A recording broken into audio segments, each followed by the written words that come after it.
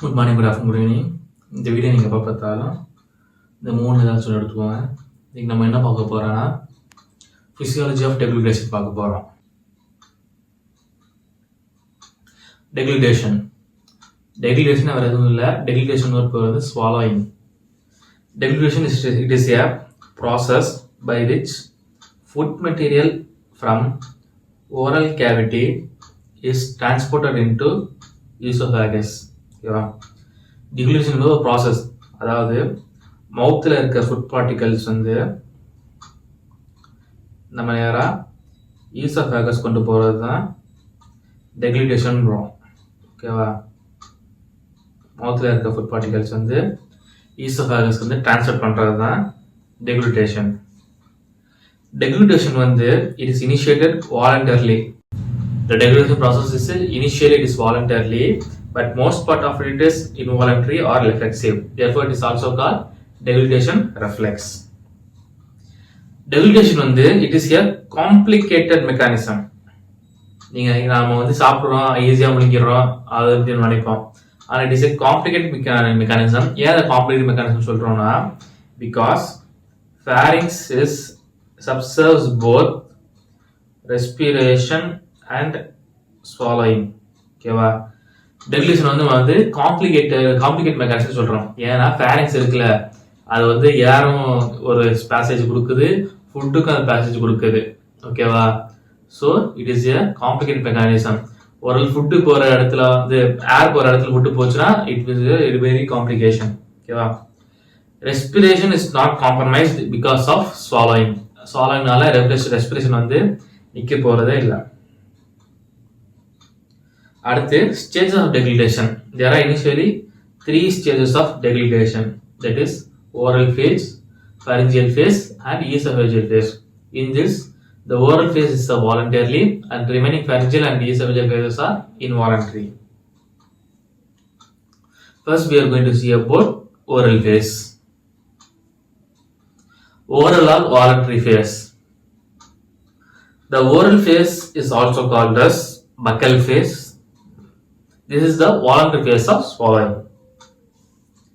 When the food is ready for swallowing, it is voluntarily squeezed and rolled posteriorly into pharynx by pressure of tongue upwards and backwards against the hard palate. The action of tongue moves the food backwards in oral cavity. Thus, the food bolus is forced into pharynx. Once the food touches the receptors at the pharyngeal opening, deglutition reflex is initiated. And next is pharyngeal phase. As the bolus of food enters the posterior mouth and pharynx, it stimulates the epithelial swallowing receptor areas all around the opening of the pharynx, especially at the tonsillar pillars. Impulses from these areas pass to the brainstem to initiate a series of automatic pharyngeal muscle contraction. In pharyngeal phase, the following reflex pathway is undergone. That is, the receptor is present around the pharyngeal opening. That is, epithelial receptors present around the pharyngeal opening, especially at the tonsillar pillars. From the receptor, the afferent pathway is carried out by vagus nerve, glossopharyngeal nerve, and trigeminal nerve. From the afferent nerve, it will reach the centers of deglutition, which is nucleus tractus solitarius and nucleus ambiguous, which is located in the medulla of brainstem. And efferent and effector organs are muscles of pharynx and the tongue that are innervated by the trigeminal, glossopharyngeal, vagus and hypoglossal nerves.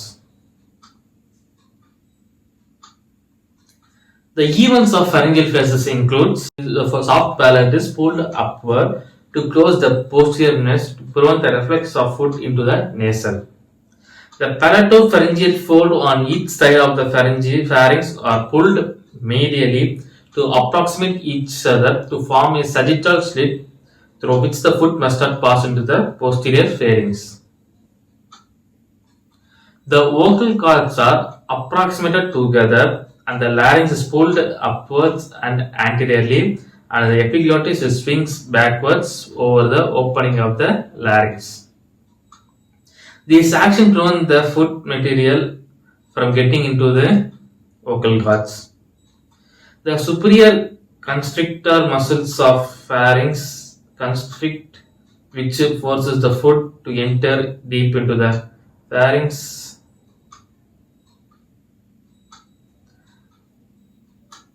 and then from there into esophagus. Simultaneously, relaxation of upper esophageal sphincters occurs that allow the food to enter the esophagus. During the pharyngeal phase, the respiration is refractorily inhibited due to inhibition of respiratory center. This is called deglutition apnea. The entire pharyngeal phase of swallowing occurs in less than 6 seconds. It is the next question. Thereby interrupting respiration for only a fraction of usual respiratory cycle. Speaking or coughing during swallowing keeps the laryngeal outlet open, therefore there is a risk of food particles entering into respiratory passages, which leads to choking. And we are going to see about the last phase, that is esophageal phase. In esophageal phase, once the food enters the esophagus, which is facilitated by a relaxation of upper esophageal sphincter, the peristaltic wave is initiated just below the upper esophageal sphincter. The esophagus normally experiences two types of peristalsis, primary peristalsis and secondary peristalsis. In primary peristalsis is continuation of peristaltic wave that begins in the pharynx and spreads into the esophagus. The wave passes all the way from the pharynx to stomach in about 8 to 10 seconds. If the primary peristaltic wave fails, secondary peristaltic wave results from distension of esophagus by the retained food. The secondary peristaltic waves are initiated partly by intrinsic neural circuit and partly by reflexes that begins in the pharynx that transmitted upwards through vagal afferent fibers to medulla and back again to the esophagus through glossopharyngeal and vagus afferent nerve fibers. There is a small video I will play.